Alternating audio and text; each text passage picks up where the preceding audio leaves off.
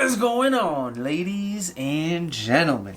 Today we are going to finish the review on the Canik METE series of pistols. Now, a few months back I was down in North Carolina with Mr. Guns and Gear. Yeah, I'm flexing that. We did a quick first impressions video, but now I have well over 1,000 rounds through the SFX and somewhere around 500 rounds through the SFT, so I figured it was time to come back and do a more detailed review. So this is what we are going to do. We're going to talk about the features of these guns. We're going to talk about what makes them different. We're going to talk about all the accessories they come with, the testing that I did. I've shot these so much in so many different environments. I've done a ton of testing on both of these guns. Then, of course, like always, the pros, the cons, and then what I think of them overall. Let's get right into it. Both of them come with two magazines. Their first one is an 18-round magazine. They are metal mags, super high quality. They're made by Metgar, and Metgar makes some great quality magazines. The second one has a +2 base pad extension on it for a total of 20 rounds. So you get one 18-rounder and you get one 20-rounder. Both of the pistols have a decent little magwell, but they both come with this really nice metal magwell that you can screw onto the gun, and I gotta give Canik an A+ on this one when it comes to this magwell. Not only is it metal, the transition from the magwell to the pistol is seamless, so there's nothing to get your magazine snagged on, and I'm happy that it's metal because with metal magazines and a polymer magwell, you're gonna tear up that magwell, so metal on metal definitely help last a little bit longer, and it feels great. It locks my hands in perfectly, so A+ on the magwell. As far as the grips, there's a couple changes they made on these grips compared to previous Caniks. All Caniks have a very good grip angle, and the size and the shape is very good. What they've improved is the texture. The side straps and the front straps have more aggressive skateboard type texture, which I'm a big fan of. I think it feels really good. It's definitely not too aggressive, but it locks your hand in place. If I had to knock the grip, it'd probably be a little bit on the back strap. The good is that it comes with two different size back straps you can swap out for different size hands.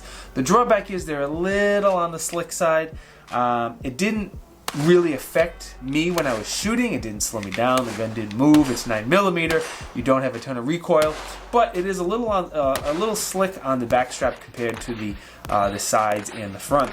Another great thing is going to be the mag release. No complaints. I mean, the shape, the size, the texture, the location, it's reversible for you backwards lefty people. It drops the magazines freely. No issues there. Another thing that I think this is the first Canik to have a double trigger undercut. I don't remember another one off the top of my head, but either way, it's, the trigger guard has a double undercut. That not only does that help your firing hand or your strong hand get up a little higher, it also helps your support hand get up a little bit higher, which is never a bad thing. Get a little higher up on the gun and control that recoil a little bit better. Now the trigger, man. Woo! The trigger is like some religious experience going on here. All Caniks have a good trigger. This one is sensational. Canik did a great job with their trigger. You have a little bit of take up, not much at all. It's very light. You have a decent wall, not as solid as a Glock, but it's a good wall, and it breaks very lightly. It's a little bit of a long wall, but it breaks light, around 4 pounds. But what makes this trigger sensational instead of just good is going to be the reset. The reset is short, it's tactile, it's audible. Canik crushed it with the reset. If you like to shoot guns fast and you have the skills to do so, this trigger is ready to go fast. I had to take a quick break there and get a sip of water. That trigger got me all excited. Alright, memory pads. I don't usually talk about this, but both sides of the gun there is a little memory pad here for your trigger finger, whether you're lefty or righty, it's there. The reason I bring it up is right next to those memory pads is this little indent, which I found kind of unique. Canik calls it an HFL, holster fitment lock. We love our acronyms in the gun world, but it's a spot for holster makers to, an indexing point for holster makers to make sure that gun locks in the holster as solid as possible. And I don't know of any other companies that have ever done that, not off the top of my head anyway. I probably should have looked that up, but I thought it was a unique feature that I wanted to mention. Now, the rail is a very standard 1913 rail. Both the frames on these guns are exactly the same, and it has a 3-slot 1913 cutout, and I have tried it with several different lights. I tried 2 different O-lights. I tried a Surefire, 2 different Streamlights. I tried an Enforce, and I did not have any problems with any of those lights, so you should be able to add your favorite light, laser, or hickey. All right, the slide release. Now, when I was down in North Carolina with Mr. Guns and Gear, the slide release on both of his seemed really stiff. Maybe I was having a weak day. Maybe I was in awe of the awesomeness of Mr. Guns and Gear. I don't know. I struggled with the slide release that day, but these are fine. I don't struggle with them at all. I choose to use it as a slide release, and if you're like me and you choose to, these should be good to go for you. They're ambi, so you lefties are fine. It's extended, so it's very easy to reach with your thumb, but it's in a location where I don't ride that slide release at all. I never rode the slide release once in the thousands of rounds that I shot through these guns. So maybe the slide release could stick out a little bit more, maybe be a little easier to drop it, but I didn't find it very, very difficult, so no big deal. Alright, the slide has a great finish to it. It is a nitrite type finish, and I believe on top of that nitrite finish it has a gray Cerakote painted over it, so even if the gray Cerakote gets worn away or something, that nitrite is in the metal, and you're not going to have any rusting issues with these. They're usually really, really good with that. And I gotta say, the fit, the finish, like if you look inside of the slide here, it's clean, there's no tool marks. It's just very, very impressive. Very, very impressed on the fit and finish and the slide work that Canik did on these guns. Now the serrations are also upgraded for some of the previous Caniks. I think they're very, very aggressive. They work well, even if my hand was wet or sweaty, whatever. However you choose to run the slide, it's not going to be a problem because these serrations are fairly aggressive. Now the sights are also pretty solid. They are metal sights, which is great. Never liked the plastic sights. It is a set of 3-dot white sights. The front sight is a little bit bigger than the 2 rear sights, just so you know. Again, they're metal. The front sight has a ledge for one-handed manipulations. Overall, no issues, no problems with the sights. But the optic system, man, this is where the love fest and the praise for this gun hits a little bump in the road. Like, she was almost to like main chick level, but now she has to stay side chick just because of the optic system, man. They were just so close to being great. That was such a corny analogy. To being great with the optic system. So the good is it's a very solid lockup. The optic screws right into the slide, which is good. Doesn't screw into the accessory plate like some of the other Canik pistols have. Excuse me again. You don't lose the rear sight anymore. I'm sorry guys, you don't lose the rear sight anymore like you used to with other Canik pistols, which is great. The cons is it doesn't take a full-size optic. It only takes the micro compact optic. So you have this big, beautiful competition gun. Like, this thing is ready to be taken out of the box on day one, brought to a competition and shoot out of the box, no doubt. But you can only put small micro compact dots on here, like the Shield RMSC or the Trijicon RMRCC, the Holosun 507K, those small red dots. To me, doesn't make any sense. You have a big competition gun, I want a big dot. Granted, I know I shoot both eyes open, but I just think it's easier to find the dot on the bigger window. I don't know, I shoot a lot of dots and I just want a bigger window on there on a big gun like this. Give me as much light as possible out of a flashlight and as big of a window as possible out of an optic. I don't know, that's just what I want. Now I hear a lot of influencers reviewing these guns and saying, oh, it's not a big deal. And I'm wondering if they're just being nice or if they're not really being honest or they really don't think it's a big deal. So I want to ask you, do you think that's a big deal that these guns only take the micro compact dots? Little deal, big deal, deal killer, whatever. Let me know. Be polite, of course. Sign off in the comments and let me know what you think. Modularity. This gun is kind of modular, kind of like the SIG P320, not quite as easy. There's not just a takedown lever where the fire control unit lifts out, but it has a couple roll pins. You pop these roll pins and you can take the firearm out of the frame. So I don't know in the future if Canik or other companies are going to offer different size and types of frames, but I hope they do because that's one of the best things about the P320. I guess I'll take it apart for you guys. It's not very hard. It's very Glock-esque. Of course, we're going to triple check to make sure the gun is unloaded. You pull back on the slide about 1/8 of an inch, and right here in front of the slide release, there's 2 takedown levers. On both sides, we're going to pull down on those takedown levers, let the slide go forward, pull the trigger, and then the slide doesn't go straight off like a Glock. It goes forward a little bit and then pops up, just so you know. Your recoil spring is a stainless steel captured recoil spring, and then your barrel, obviously different sizes on the 2 guns, but the Canik barrels are good to go. They don't come with threaded barrels, but you can get them with threaded barrels. And if you choose to, now they are threaded 1/2 by 28. So if you want to run a comp or a suppressor, you can do so very, very easily. I know I was not able to test these guns with any suppressors at all because I can't have suppressors in this god-awful state.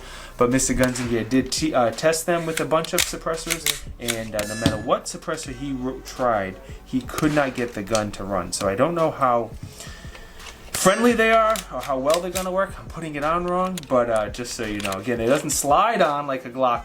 You place it down and then slide to the rear. I always do that with Canics. All right, let you guys take a look at the dimensions and the MSRP. Keep in mind that just the MSRP, street price would be very, very different. I'm going to assume once prices calm down and get back to normal, you will be able to eventually get these for under $500, but God knows, here in 2021, pricing is still crazy. The differences between these guns. Okay, the SFT, the smaller one, is very similar to a Glock 17 size gun. It's pretty much Canik's version of a Glock 17, if you know that size. The SFX is the big brother. It's a little bit bigger, but similar to the G34, the Glock 34 size guns. Just so you know the size. The only difference between the two pistols, the SFX is a longer barrel, longer slide, and it has these cutouts on the slide as well. I'm assuming to lighten up the weight of the slide a little bit and help it run reliable, is my guess. Now let's take a look at the accessories that it comes with. It comes with a nice hard case. It comes with a decent inside/outside reversible holster, much better than Canik's previous holsters they used to include. Like I said, the 2 magazines you get this mini Canik here, which is really cool because it comes with all the tools you need to not only take the gun apart, but put an optic on there, and everything you need is built right into this the grip of this little mini Canik pistol. And as a marketing guy, I thought that was really cool. You get your speed loader, which I never use. You get a punch for disassembling the pistol, and then you also get a cleaning brush if you need to clean it. Now, before we talk about the testing that I have done on these pistols, let me ask you guys one more question. Is there any other firearms you would like to see a comparison video done on these new guns? Is there a gun out there that I have reviewed, whatever, that you want me to compare these to? If there is, drop it down in the comments and I'll see what I can do. I'll see if I can make that video happen. Now, the testing. Again, I shot these a lot. Now, I didn't go to the range and shoot 1,000 rounds in one day. I would shoot 1, 2, 3, 4 boxes, whatever I had, of 9mm through these guns at each range trip over the past few months. And I easily put 1,000 rounds through the SFX. That's being generous, probably a lot more than that. And I probably put somewhere around 500 rounds through the SFT. Keep in mind, my buddies also shot these guns a lot, so the guns have more rounds through it. I was just commenting what I put through these guns. The SFT shoots great, there's nothing wrong with it, but something about the SFX, I just shoot it extremely well. Anyway, so I shot them both with and without an optic, just so I could see what it was like. I shot them with and without lights attached as well. We've been doing a lot of low light shooting every week at the Shooters Fitness class that I go to, so there's been a lot of lights on these guns, and shot them indoors a whole bunch. Of course, I shot them outdoors. I go to the range at least once a week, and I shot them a ton at the outdoor range. I ran a few concealed carry drills with the SFT, being it's a smaller gun. And then I did a bunch of range drills and competition drills and shooting drills, things like that with the SFX, mostly competition style shooting. I compared the SFX to a full-size Walther PvP already, and I did that video. More than anything else, I just rang a ton of steel. I say it all the time, but I am blessed at my ranges to have thousands and thousands of dollars worth of steel. So I shot dueling trees and plate racks and ran around and hit steel and all sorts of competition type guns. I shot some paper with them as well, of course. More than anything else, I just ran them as fast as I absolutely could, especially when I got the dot on there.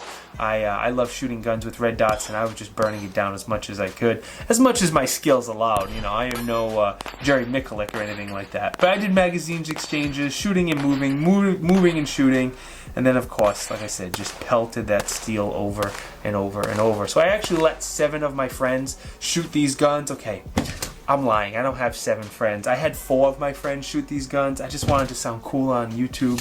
So I had 4 of my friends shoot both of these guns. All 4 of them liked it. All 4 of them loved it. They all 4 were the grip angle, the trigger right away. Those are the things they mentioned. And the value and the price for what you get. When they said how much these go for, they were very surprised at how affordable these guns are, especially considering everything that it comes with. So at the end of this video here, I am going to roll in a ton of shooting footage probably. I'm going to get all the footage that I have and roll it in. And if you want to be a weirdo and watch me shoot a whole bunch, go for it. It will be at the end of the video. Alrighty, let's talk about the pros that I have on this gun. And there's quite a few. The magwell is very good. The grip, texture, angle, everything about the grip is good as well. Both the mag and slide release are good. The trigger is very, very good. I got to give the trigger some extra points there. Serrations are good. And then the shootability of these guns and how accurately they shoot. I want to mention that one more time because I really shot them both extremely well, especially the SFX. Every week I go to a shooter's fitness class at my local club here at the Elite Indoor Gun Range, and it's a fitness and shooting class where you get tired, out of breath, you get to shoot, and it's a really fun class. But I go every single week with the same people, so they know my shooting skills and my shooting ability, and I'm an average shooter. I'm a good shooter. And both a couple times I broke this out at the class, a couple people made a comment, wow, look at your groups this week. Wow, you're shooting really well this week. So I definitely was shooting better than average with the SFX. I just wanted to mention that because, man, it shoots extremely nice. Cons. That one big con for me is the optic system. I can't stand that I have this big, beautiful, nice shooting competition gun with a little tiny baby optic on it. It just doesn't make any sense to me. Hopefully you give me your opinion down in the comment section and help it sink into my brain because it doesn't make sense in my brain. I don't know. Overall, they're very, very good guns. You get a ton of value. They shoot well. They're reliable. They're durable. I'd have no problem using either one of these. Like the SFX would be great for competitions. Home defense might be a little big to carry, but you could take this out of the box and go win a competition assuming you have the skills. The SFT is, being it's a Glock 17 size gun, it's more of a jack of all trades. You could use this for concealed carry, for home defense, for competitions. You can use this for just about anything. It's a good do-it-all size type of gun. Let me thank Canik for sending both of these out, just so you know, as far as disclosure. They did send both of these pistols to me to review and to keep. I was part of the Canik early review system of the Mete series of pistols, which was nice of them. I'm not a big channel, so for them to support me is greatly appreciated. Now, I would never let, they sent like the guns, the lights, the optics, this big case, threaded barrels, everything. Of course, I did not let that affect this review in any way, shape, or form. I still told you the pros, the cons, and tried to be as honest as I possibly can. That's something I promise that I will always do. Who else do I need to thank? Let me remind you of the affiliate links first. If you want to pick any of these up, hopefully I can find you a good deal. These are the companies who support me with affiliate links as well. If you want to pick anything up from any of them, the link or the discount code is down in the video description. Man, if I could only pick one, it'd be Blackout Coffee Company. Not about the way they support me. All these companies are great. It's just because coffee, and I run and need coffee, so I love it. My Patreon supporters, I need to give an extra special thanks to them because I shot a ton of ammo with these guns and they are my ammo supplier, so thank you. There is some Tiberious swag if you want to support the channel and look extra goofy in a Tiberious t-shirt or hoodie or sticker or socks. There's a link down there for that as well. I'm on 3 social media platforms. If you want to know what reviews I'm working on right now in real time before they come out, you can follow me on Instagram, Facebook, and on Parler. Don't do much on Parler, but I do have an account and I share there every once in a while. More important than anything else, I want to thank you boys and girls for watching very sincerely. Every time you like, comment, subscribe, enable the bell notification, share a video, anytime you guys do any of that stuff, it truly helps me out and I truly appreciate it. See you guys next time. Peace!